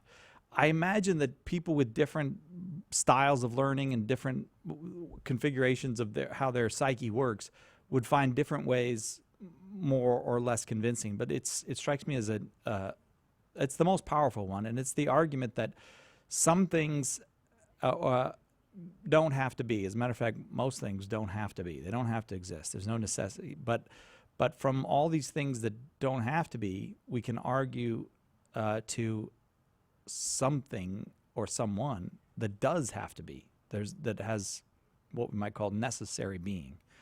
And so, and you have it in the book as possible being or necessary being, but sometimes also you use, I think, the old-fashioned word contingent being and necessary being. That's right. But what I liked about it, just if I may say about the way the dialogue works, is AJ is questioning Lucy, and as Lucy's explaining things, and I think if you just got a philosophy book, you'd be reading along, and then in your own mind would come up this AJ question, which would be like, well, why can't matter just be the necessary being? Okay, that at about the same moment that it occurred to AJ, it also occurred to me. So I don't know if AJ is really a dumb character or if I'm super smart or what, but then you have to address. So the dialogue does a nice thing because it is true that when you engage with a philosophical text, you are in dialogue with it, and you roll your eyes at some part and go, well, that's not true. Like you could just have matter be the necessary being, but then that gives Lucy, the Lucy character, a chance to explain why the necessary being has to be different than what what AJ is conceiving of. I realize I'm monopolizing your time. I have to give out the phone number and take a quick break if you don't mind. But I very much enjoyed the book, Does God Exist? A Socratic Dialogue in the 5 Ways of Thomas Aquinas. I think our readers will. And when we come back, we're going to prove that God exists. 888-318-7884 is the number. 888-318-7884 if you'd like to talk with philosopher Dr. Delfino, Robert Delfino from St. John's University in New York. 888-318-7884. We'll take a quick break. We'll be right back with more on Catholic Answers Live right after this. Hang on. We'll be right back with more Catholic Answers Live. Summer is upon us, and though the temperatures are going up, the prices are coming down during Catholic Answers' first ever summer book sale in the online shop at Catholic.com. For a limited time, dozens of great books are available for $10, $5, even as low as $1 a copy. This is the time to load up on solid Catholic books for you, your friends, and your family. The spectacular online event offers savings of 50% and more on books by Jimmy Akin, Tim Staples, Rod Bennett, Gary Michuta, and a whole host of esteemed authors, evangelists, and apologists. We've even got all of the books in our Catholic Answers Classics series marked down. Log on now to shop.catholic.com and take advantage of what will be one of the most exciting sales of the summer. You know it's all good stuff because it's from the people you know and trust at Catholic Answers. Log on to shop.catholic.com and start saving today. Catholic Answers Live is brought to you in part by CatholicSingles.com, the website for Catholics who want to meet others who share their faith and values for faith, fellowship, and love. You can learn more at CatholicSingles.com. Catholic Answers Live thanks CatholicSingles.com for their generous support. Atheists claim they don't need God to be a good person, implying God's not relevant to morality. But is this true? Well, atheists can be good in the sense of knowing behaviors that respect the goods of human nature and living accordingly. St. Paul acknowledges this natural moral law in Romans chapter 2. But this doesn't mean God is irrelevant when it comes to morality. And here's the reason. Besides God's grace being necessary to live the moral law perfectly and merit heaven, God is necessary for the law to be morally binding. How can the moral law be binding if there's no moral lawgiver behind it that surpasses human authority? The answer is, it can't. So an atheist can follow the natural moral law, but only the theist is consistent in saying that such a law is morally obligatory. I'm Carlo Broussard with the ready reason for Catholic Answers, Catholic.com. Call now with your question. 888-318-7884. This is Catholic Answers Live. Welcome back to Catholic Answers Live. Matt Fradd and philosopher Dr. Robert Delfino have a brand new book out from, it's En Route Books and Media. En Route Books and Media. I'm sorry, I blanked. The book's called Does God Exist? A Socratic Dialogue on the 5 Ways of Thomas Aquinas. If you'd like to talk with Dr. Delfino, 888-318-7884 is the number. 888-318-7884. So I'm really interested in hearing your little summation of the third way. I want to see if I did a good job here and you could like extract a little. Okay, so I don't think that I can explain any of Aquinas' 5 ways at all. But I feel like I can, if the closest I could come would be whatever I can do on the third way, which is that God, a necessary being must exist for there to be any being at all, and that necessary being we call God. And that can be argued this way, that there's nothing necessary about me in the philosophical sense. That there is a time when I didn't exist, and there will be a time in the future when I will pass away, and back to dust I go. Okay. Now, believe it or not, the key is to focus on, I would say, your coming into existence. Yeah. Okay. Because actually, if you focus on the passing away, that gets complicated. But I like to say it this way: if my parents didn't meet, I wouldn't exist. I mean, it's just the way it goes. Right. That's exactly right. Okay, so so that means that I am not a necessary being. If I needed 2 causes, my mother and my father, for me to exist, I'm not a necessary being. And that can't go back infinitely back, because... Well, the way to think about it is a thought experiment. I love how you're letting me explain this by fixing it for me every time I speak. Go ahead, keep going. I like it. An Italian professor of philosophy in New York is going to do this. Right. Yeah, you're completely right, Si, but here's the better way to explain it. Okay, go ahead. So you're a possible being. We've established that because you didn't need to exist, right? Right. I'm a possible being. Now, the question is, can everything in the universe, every piece of dust, every particle, everything, be a possible being? And the answer is no. Because a possible being, right, always is dependent on a cause external to it. Right, like you on your parents and things like that. Right. But if everything in the universe is a possible being, it's always pointing to something outside of it. So we never get that first cause to explain why anything exists at all. In other words, it can't be that everything in the universe is a possible being. There has to be a necessary being. That's the first stage of the third way. Do you want to take it from here? Yeah, because I'm obviously clearly such a brilliant philosopher. Okay, so again, if you deride my understanding of Thomas Aquinas' third way, you have to understand you're the one who explained it to me. So that you have to take the blame. Passing the buck here. You didn't study hard enough. Oh no, I'm sure. Clearly I didn't study hard enough. Okay, so if we look at the whole sum total of things and say they can't all be merely possible, at least one has to be necessary, then I'm okay so far? So far. Okay, so now you take it from there then. Okay, so there has to be a necessary being. Otherwise, we couldn't explain how any of these possible beings, which we see around us, came into existence. Now, the question is, there's 2 ways for a being to be necessary. It can be necessary through another, and I'll get to that in a moment with the analogy of the sun, or it can be necessary through itself. So what's the difference? All right, it's time for another thought experiment. This is what we do in New York. We eat pizza, drink coffee, and do thought experiments. So imagine if the sun, the great ball of fire that gives us light, I hope nobody calls in to say it's not a great ball of fire, because that wasn't literal. But the sun, imagine if the sun always existed and always will exist. It will never explode, right? Yes. It would be a necessary being. And of course, if the sun is a necessary being, its light is always coming out of it. So light is a necessary being. But notice the distinction. The light is still dependent on the sun. If you could somehow destroy the sun, the light would go away.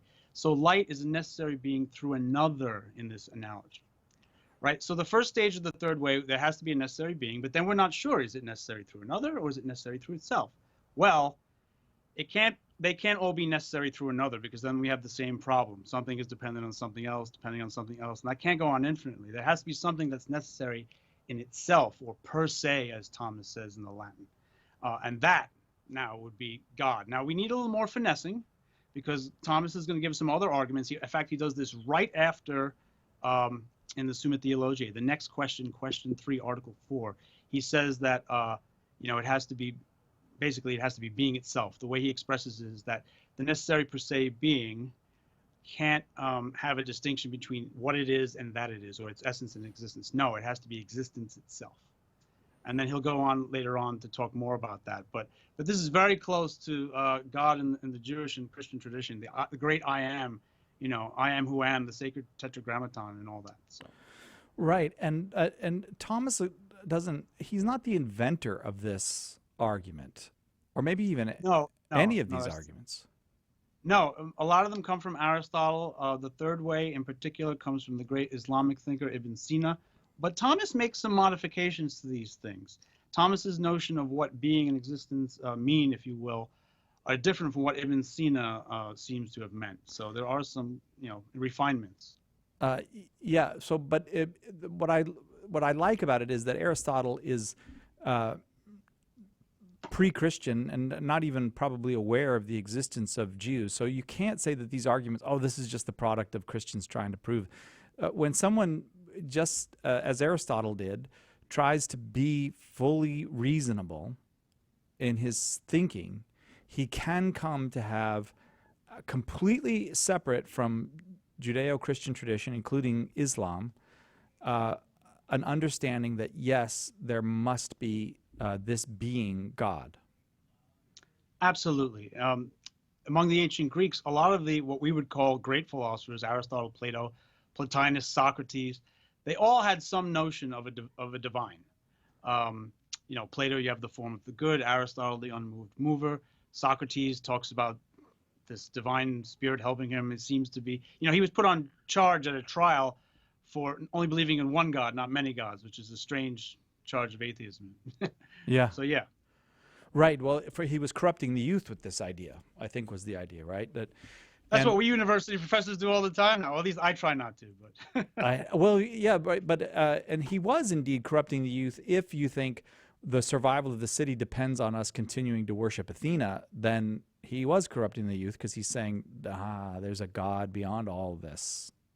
Oh, don't bring up Socrates. I have a love-hate relationship with this guy. He likes to say things like, well, I know that I know nothing. What?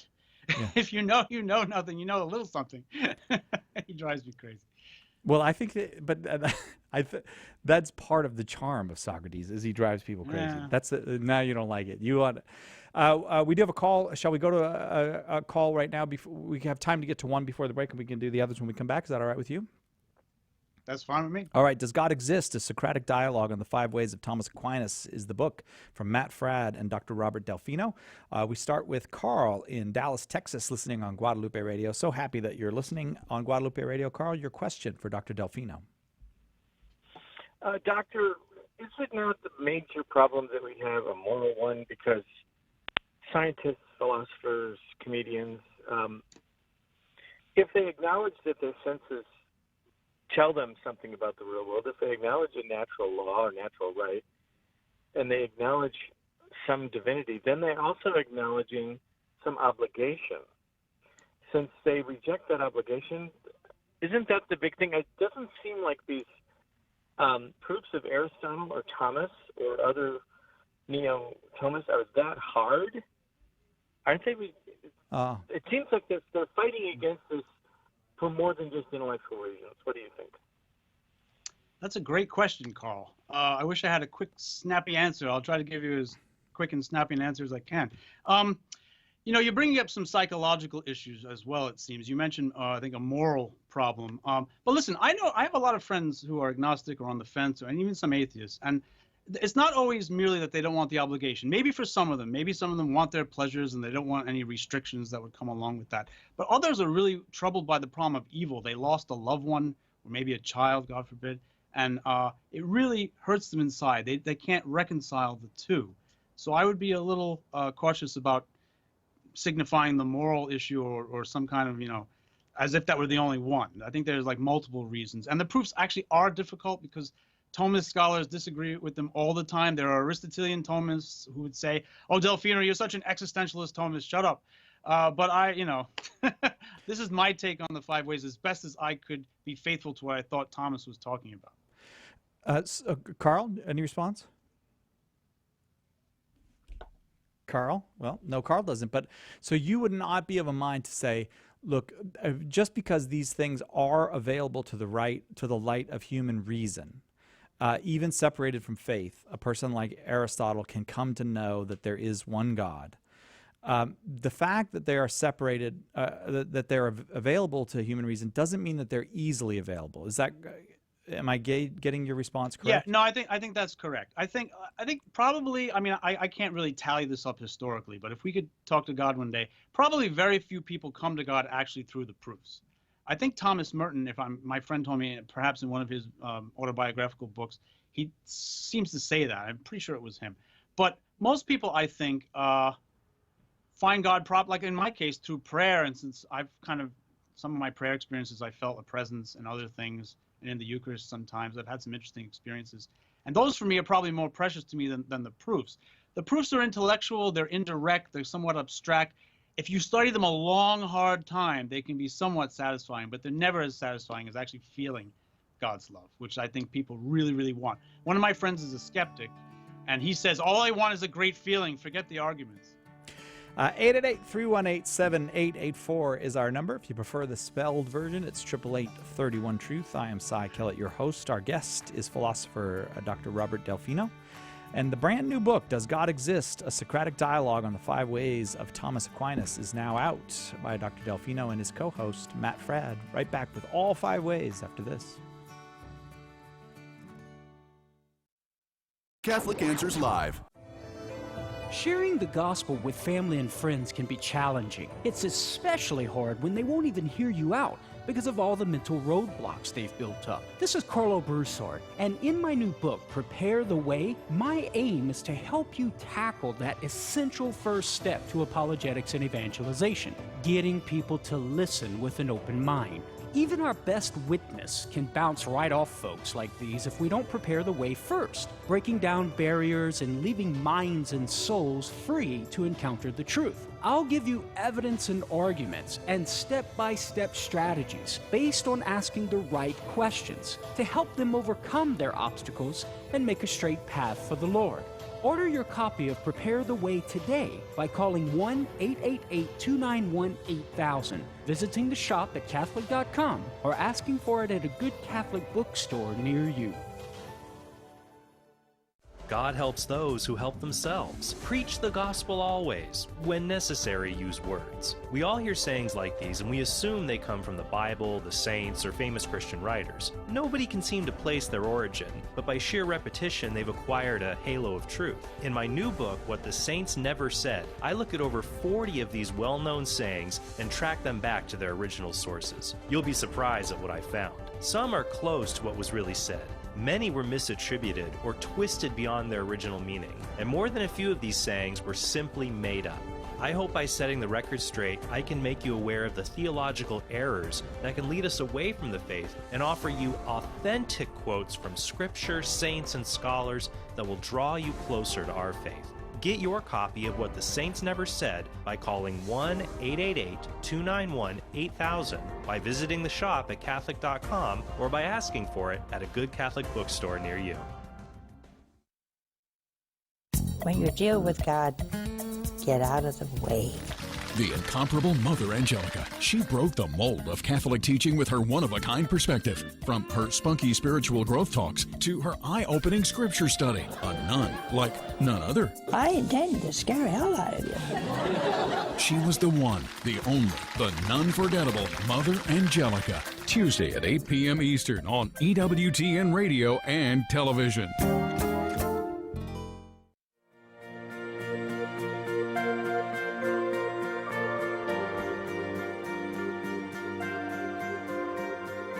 Welcome back to Catholic Answers Live. Hey, it's a great time to get signed up for Catholic Answers magazine, which I honestly can tell you is one of the best Catholic magazines you are ever going to encounter. Tim Ryan, the editor over there, just does a fantastic job. Right now, it's $10 off on a 1-year subscription and $20 off on a 2-year subscription. Also, they throw in a free digital subscription with that. It's a great gift for Father's Day if your father is a fan of Catholic Answers or a fan of being Catholic. It's just such a great magazine. The articles in there are they're helpful and readable and all that, but they confront some of the biggest challenges to the Catholic faith in the world today. I hope you'll go over there. You just go to CatholicAnswersMagazine.com and you sign up, get your $10 off on a 1-year subscription, $20 on a 2-year subscription. This hour, we're talking with philosopher and New Yorker. I probably should have led with New Yorker. That is usually the most important thing to know about a person. Dr. Robert Delfino at St. John's University in New York. Brooklyn, I'm Italian. I moved to Staten Island. That means I'm either going to Jersey next or Pennsylvania. Do you go down the shore for your summer vacation? A little bit. I have 2 sons, a 5-year-old and a 4-year-old. They love the shore. That's one of my favorite things, going down the shore. See, we just go to the beach here. That's how we do it in California. But there you go down the shore. Yeah, right. Okay, well. But you got cool boardwalks and stuff, which we don't really have out here except up in Santa Monica. Cotton candy. Yeah, right. Or get, you got all that fried stuff you can get. What is that thing? Fried Oreo cookies you can get down the shore. Down the shore is not good for you. Don't make me hungry. Now that I know about it. So the most important thing to know about you, Dr. Robert Delfino, is that you are a New Yorker, but also you're a philosopher. And in your brand new book that you have co-authored with Matt Fradd, a dialogue, the book is called Does God Exist? A Socratic Dialogue on the 5 Ways of St. Thomas Aquinas. You go through the 5 ways in a way that is meant to be understandable and also entertaining, and I thought it was both, but I haven't asked you to tell us the 5 ways. Could you do that before we go back to calls? Oh, 5 ways. Wow. Let me give you a little synopsis. Well, I don't mean you have to. It took a book to. I know. I'll give you the short version. So the first way is from change. We notice that things change in the world, and to skip all the way to the end, in order to explain the fact that things change in the world, we have to arrive at a cause that's pure actuality. The second way goes with efficient causality, right? We notice a hierarchy of causes in the world. The example I like to use, and that Matt and I used in the book, is that if I have like a gold necklace or something, or a gold ring, the gold is efficiently caused by the atoms are efficiently caused by the protons, partially, and then the protons by quarks, but you just can't keep going on forever. There has to be something that's uncaused. The third way was the one we sketched out in the last segment, so I'm not going to revisit that there, although we can later if you wish. The fourth way is, oh my God, it's a pizza with mozzarella that has exploded. That's the only way I could put it. It's very complex, but it goes something like this. We notice that there's a gradation of beings in reality. So humans are better than dogs because we're intelligent, and dogs are better than plants because, plants are alive, but dogs are alive and can see and hear and smell and all that. So it turns out that everything seems to be approaching something that's being itself. And then for complex reasons I'm not going to get into now, that means that they all are caused in their being, which leads us to a maximal being. And then finally, the fifth way is probably the most difficult of them all as far as complications, because it gets complicated by evolution. But to put it in a nutshell, in the fifth way, we notice that there's order in nature, that things act for an end. Even non-intelligent things do this, like electrons bind to protons to form atoms. And if they don't form atoms and you don't get the periodic table, you're not going to get life forms. So how can they do this if they're not intelligent? Well, turns out, again, you need more argumentation, but it turns out that they have to have an inner inclination given to them by an intelligent being. Again, complex argument, but that's the nutshell of the 5 ways. And it sometimes seems to me like you said, evolution complicates it, but all that kind of complication strikes me as it's generally temporary. That there's a point at which a new scientific discovery we've got to find some way to how does this fit with what we have known before and how these arguments were made before, and it will create nuances and whatnot. But even today, when people look at the universe, they say, well, it doesn't have to have the laws that it has. It doesn't have to have the order that it has. It doesn't have to be able to support us as and so the actually, I think you've just summed up in some ways the kernel of all the 5 ways. I mean, what? Yeah, you did. I'm an even better philosopher than you are. I didn't even know it, but I'm a better philosopher than you. So let's think about this though. We have a universe. It could be, like you said, it could just be a lifeless universe. But no, we have a universe with life. But we also have a universe with some forms of consciousness. But then we have a universe with intelligent life that strives for meaning, yearns for love, and all these other things. Why is the universe this rich if it's ultimately just dust or something like that? I think there has to be a cause behind it that's powerful enough to produce such a universe. And that would be the kernel of the 5 ways in a nutshell, because they all and I will tell you take some aspect of that. The objection you'll get is, well, there's an infinite number of universes, or there's all these different universes. It just so happens that we're in this one. It turns out that just makes the problem worse. It pushes it back. Why are there so many universes? And how is there some mechanism to make sure they're all random with respect to the laws and things? I see it. And also the fact that there's no science that tells us that there actually are multiple universes, but we'll leave that for another day. David in Helena, Montana, listening on the internet. Thanks for listening, David. Your question for Dr. Robert Delfino. Hi, thank you for taking my call. My question is just simply that using the logic that you've been speaking about here on tracing it back to, say, a single God, why couldn't there have been one previously existing, 3 of them that all exist at once, or 20, or 2? I personally believe in the one. I mean, I am Catholic, but I'm curious as to why that same logic can't be applied to that, to show multiple deities that just don't interfere with each other. And right, I got it. No, that's a great question. In fact, if you can send your email to the show producer, I will send you a free copy of the book, because we handle that very objection in chapter 7, I believe, which is called The Value of Objections. So I'll give it to you in a nutshell. Okay, yeah, how come the first way can't be one God and the second way be a second God, like a Zeus and Apollo and Hera or something like that? Well, it turns out, and we go through this in the book, that turns out that the pure actuality of the first way has to be being itself, and that the uncaused cause of the second way has to be being itself, and the necessary per se being of the third way has to be being itself. And then Thomas gives an argument that there can only be one being that is being itself. So there can't be multiple gods. This is an argument for monotheism. Now, if you want, I can get into it now, but yes, okay. So here's how it goes. All right, so being itself. Can you have more than one thing that's being itself? No, because in order to have 2, one must have something the other doesn't have. Otherwise, they would be one and the same being, right? But if one has something the other doesn't have, then it's not being, pure being or being itself. It's being plus some property, and therefore it's not being itself or pure being. So there can only be one being that's being itself. I don't know if that was too fast, but that's the quickest I can do this stuff. It was for me. How was it, David? Was it too fast for you? A little bit. I'll have to take a look at the book and read through the chapter 7 he was speaking of. Okay, hang on to give your address to Marie. Marie will be happy to get it from you. 888-318-7884 is our number here, 888-31-TRUTH if you prefer the spelling version. So the 5 ways, as you say in the book, and you make this very clear in the book, you're not making an exhaustive investigation of the 5 ways, considering every possible objection and answering every possible objection and all that kind of thing. You're trying to make it so that if I read this book, I have an understanding of the 5 ways of St. Thomas Aquinas. That's basically correct, yes? Yeah, the 5 ways are pretty difficult. If you've looked at some of the footnotes, you'll see I get into the deeper explanations, which get complicated. But the idea for this book is, through the dialogue format, we want to give people a good foundation on which to build. This will probably take you, if you read everything copiously twice, footnotes, everything, you'll probably have an intermediary understanding of the 5 ways. But you can always take it higher.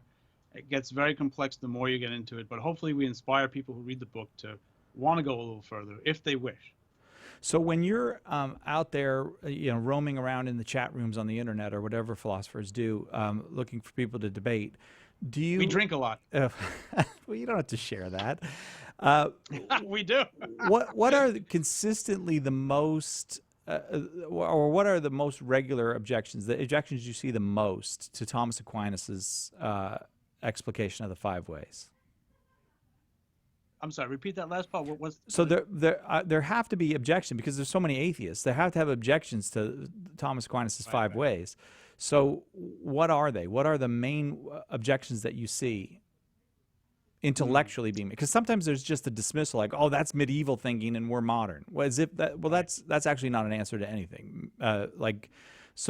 I mean, there's so many types of objections. I mean, what's interesting in the Summa Theologiae, Aquinas only lists two main objections to the existence of God.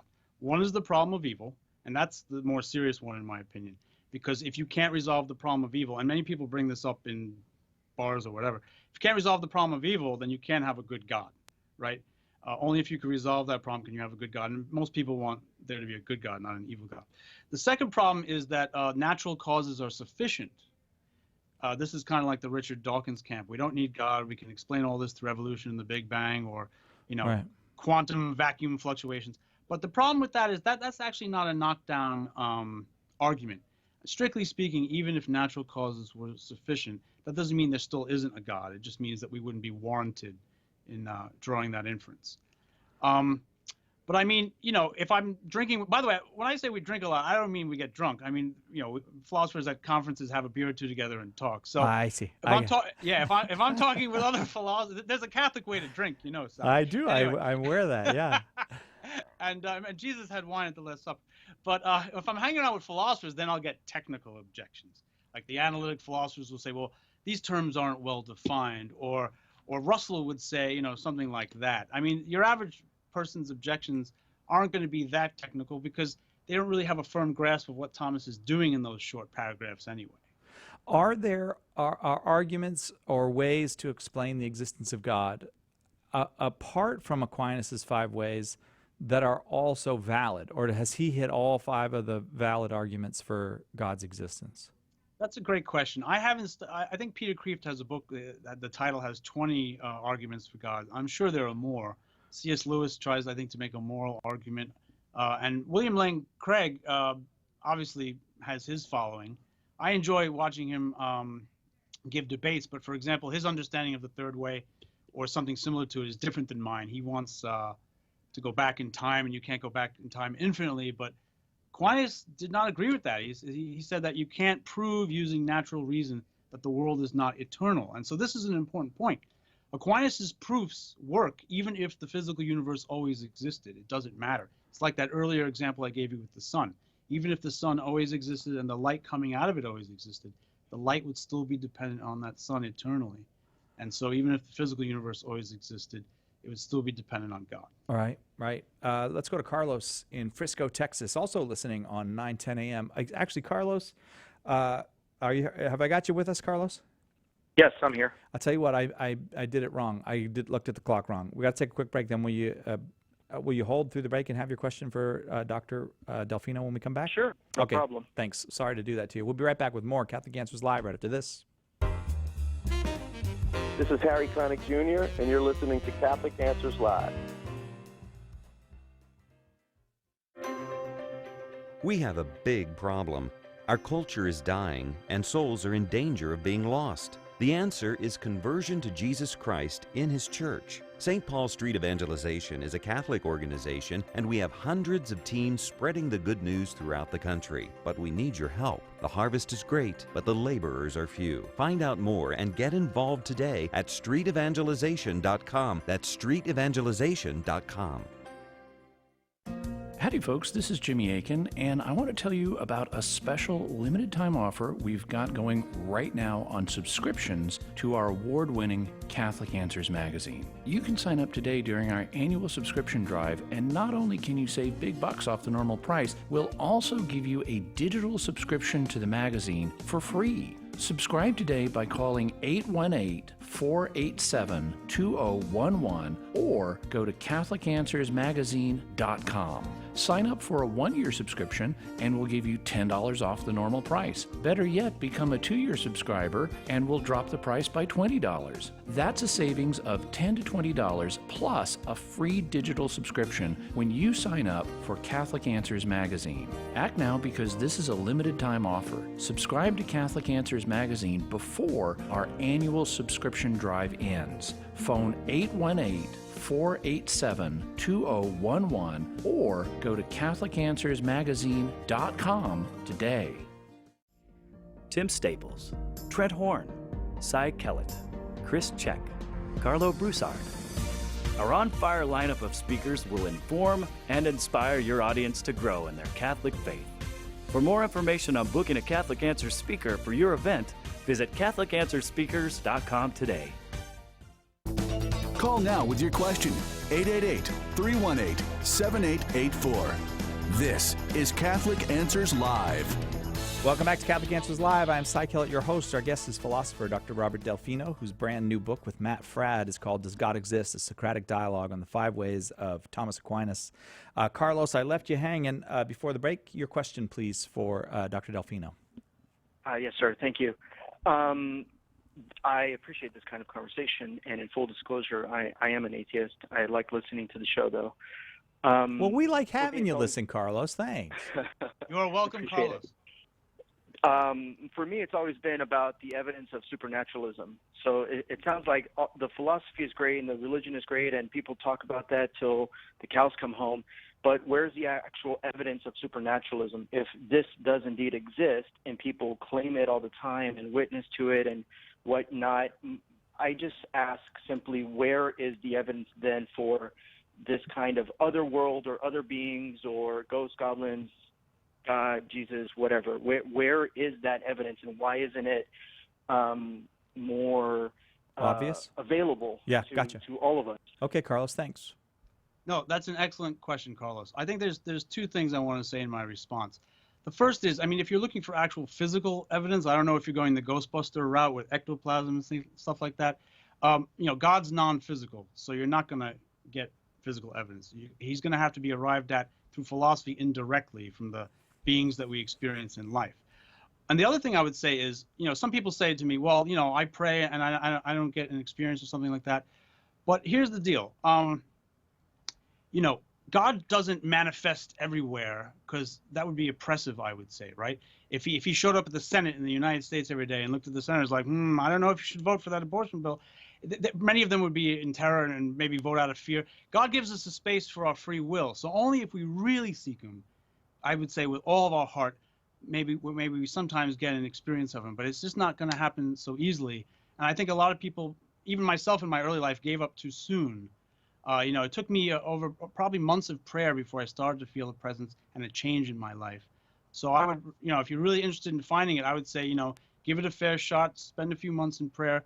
Maybe, I could suggest some other things, but you have to really seek him with all your heart, I would say. Carlos?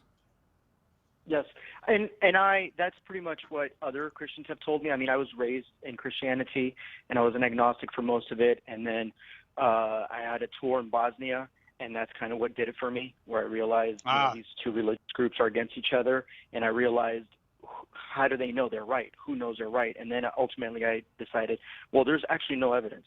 And that was a long time ago. So yet, I mean, it still sounds like philosophy to me. It still sounds that your version of philosophy arrives at one conclusion. And I spent a lot of time in Asia, several years. And, for example, like a Buddhist philosophy arrives to a different conclusion, and yet no one, it's just not self-evident. We're not having a debate about gravity because it's evident, it's testable, it's verifiable, but yet religions can't actually point to something, and ultimately, I know that's why it's called faith, but I think it bothers me that people say it's truth, and this is the truth, and you should know it. And that's the only part that kind of gets to me. Well, listen, 2 things. One, if you can give the producer of the show your address, I'm also going to send you a free copy of this book. This is free copy of the book week. And you raised some good questions. I'm not sure if you were raised in a Catholic home or a Protestant home or some other kind of Christianity, but in our tradition, in Roman Catholicism, we believe it's not just faith; it's faith and reason, right? if there truly is a God, he gave us the gift of reason to come to know him better, because only by knowing him better can we love him more. And philosophical arguments are not empirical science evidence, but I think they're important. In fact, I've written some articles on how it can't be that only science gives us knowledge, because science itself depends on simpler, more basic forms of knowledge, like sensation and the laws of logic and reasoning and the kinds of things that you get in philosophy, like what is truth that we're trying to find? That's a philosophical question. So if you like, I could send you one of those articles too. I mean, this is a big journey, and I hope you don't give up on it, because it's worth it for you. Even if you conclude one day that there isn't a God, at least you've gone through the journey. That'll be more than most people do, I would say. Carlos, how's that all sit with you?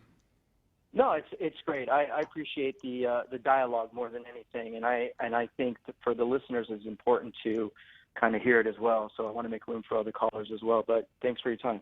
Thanks, Carlos. If you can hang on, we'll get your address, and then Dr. Delfino, on his own dime, I just need to say that publicly, will send you the book.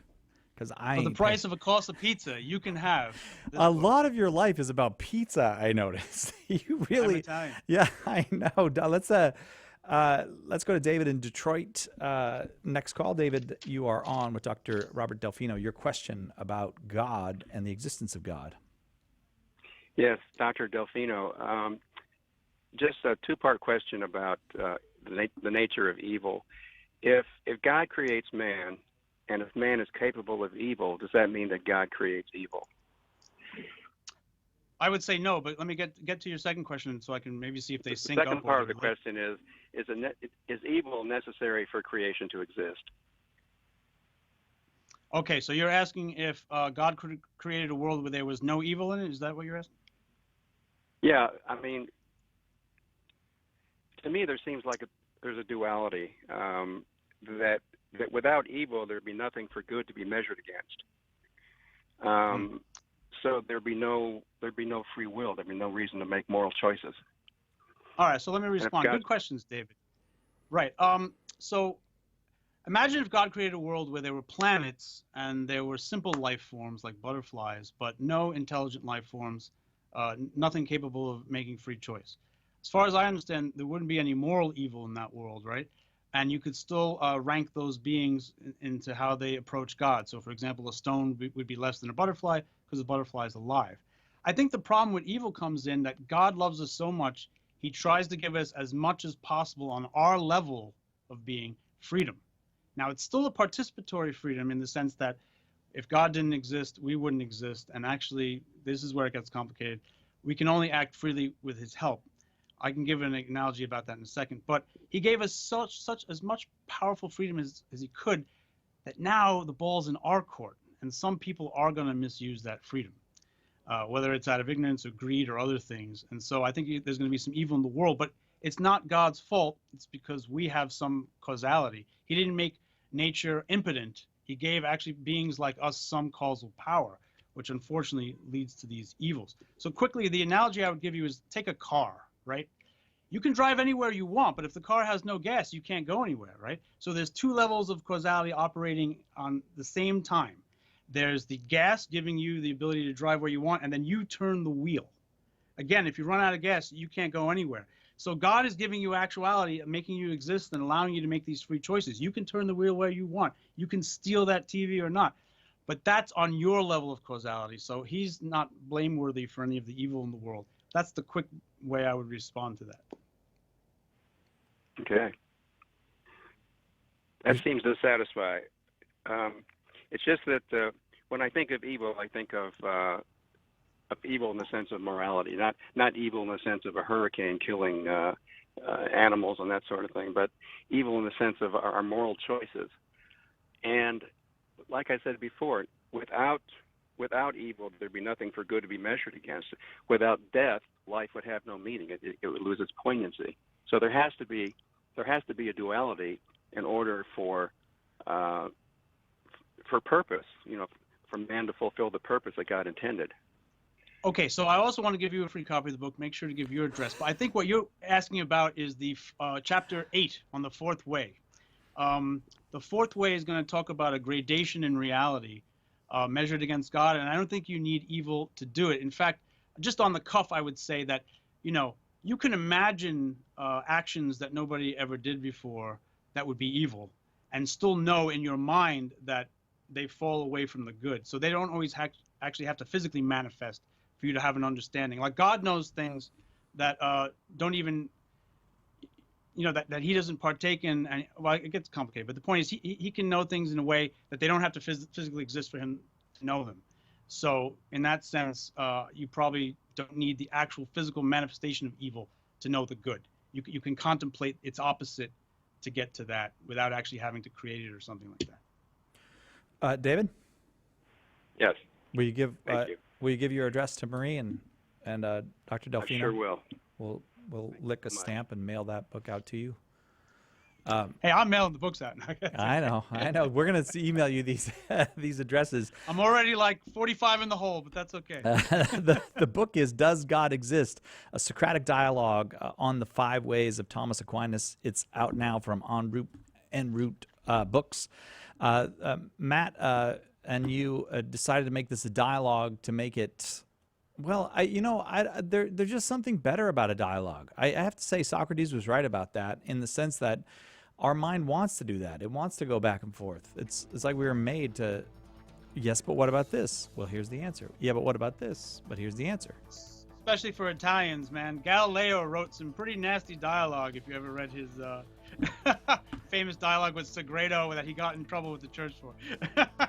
I missed that, but I have known many Italians, so I'm willing to concede the point to you. Dr. Robert Delfino, thanks so much for a really entertaining hour and a very helpful one. Thank you. All right. It was great being with you. Take care, Si. You too. I hope we'll do it again. Tomorrow, 2 hours of open forum. Any question that you have on the life, the faith, the history of the Catholic Church is welcome. And you don't have to be Catholic to call. Anybody can call. Thanks, Nick. Wait, what am I supposed to say? The control room crew. I used to say the booth people, and that was derogatory. Thanks, Nick and Darren and all the control room crew. We'll see you tomorrow on Catholic Answers Live.